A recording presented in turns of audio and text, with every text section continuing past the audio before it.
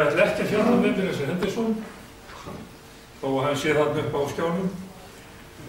Ég gat hins vegar ekki aðeins að minna á þann ágæta mann sem var frumkvöðull að stofnun hins Íslenska Biblíufélags fyrir 200 árum.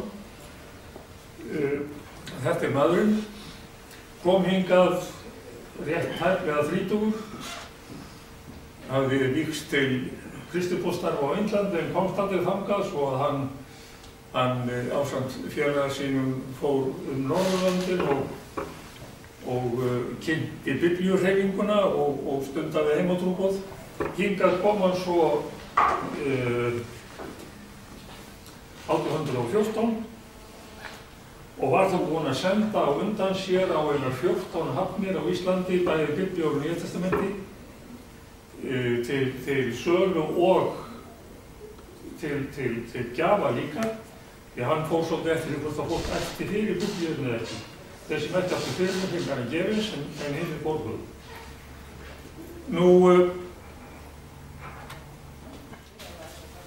Hann sem sagt ferðaðist hér fyrir 3 ferðir sem ég ætla að bregða upp hérna aðeins og eftir.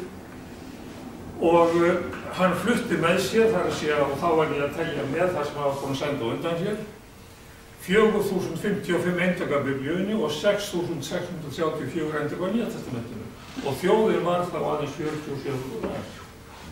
Þannig að þið sjá að þetta hefur verið mikið upplag með svona litla þjóð. Og hann lýsir því í frægri ferðabók sinni, þessum ferðum sínum, sem er eitthvað merkilegasta framlag til aldarfars og náttúrulýsingar sem getur í sögunni. Ég ætla bara aðeins að bregða upp hvaðan var víðförull á 2 sumrum sem hann dvaldi hér. Rauða línan þarna er fyrsta ferðin hans og náttúrulega á Hestbakki. Hann hafði aldrei komið á Hestbakk áður. En hann fer sér frá Reykjavík og þarna norður eftir og svo suður með landinu og honum telst til að hann hafi verið búinn að fara 2000 km leið og ríða 60 óbrúaðar ár, svo að norðan. En hann lét ekki þar við sitja, hann fór aðra ferð nummer 2 sem er þessar bláu línur hér, Borgarfjörð og Snæfellsnes og alveg vestur á Firði, og 3. ferðina fer hann svo þessar gulu línur. Og þetta gera hann allt saman á 2 sumrum. Þetta verður að teljast meira háttar afrek af ungum manni sem aldrei hefði setið hest fyrir hann kom hingað. En þetta sýnir að þessi ungi maður brann fyrir því að ritningin hlyti útbreiðslu og að þessi hungraða þjóð eftir þar sé hún var hungruð eftir orðinu að hún fengi þessar bækur í hendurnar.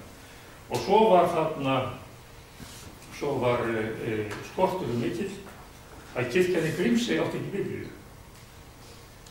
Hún hefði eins og fengið að presturðar hafði fengið lánaði Biblíu hérna upp á Fastalandinu og þetta voru alveg átakamál við þessari tveggja safna að boru með einn Biblían ætti að vera. Því þær voru öðru leyti ófáanlegar.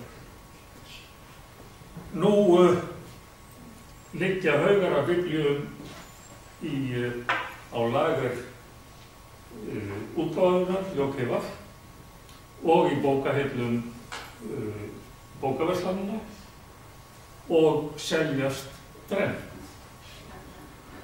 Þannig að hlutunum eru breyttir. Þá er spurningin, ætlar kirkjan að sýna sama áhuga fyrir því að koma ritningurinn til fólksins eins og þessi útlenski ungi maður gerði fyrir 200 árum síðan. En það er sem sagt 200 ár síðan þetta félag var stofnað og ég hvet ykkur til þess að gerast meðlimur í þessu félagi. Það var endurnýja þennan félagskap. Ólafur Ólafsson kristniboði gerði átak á 150 ára afmæli félagsins að efla það og safna félögum og nú vantar einhvern eldhuga eins og Ólaf til þess að taka þráð.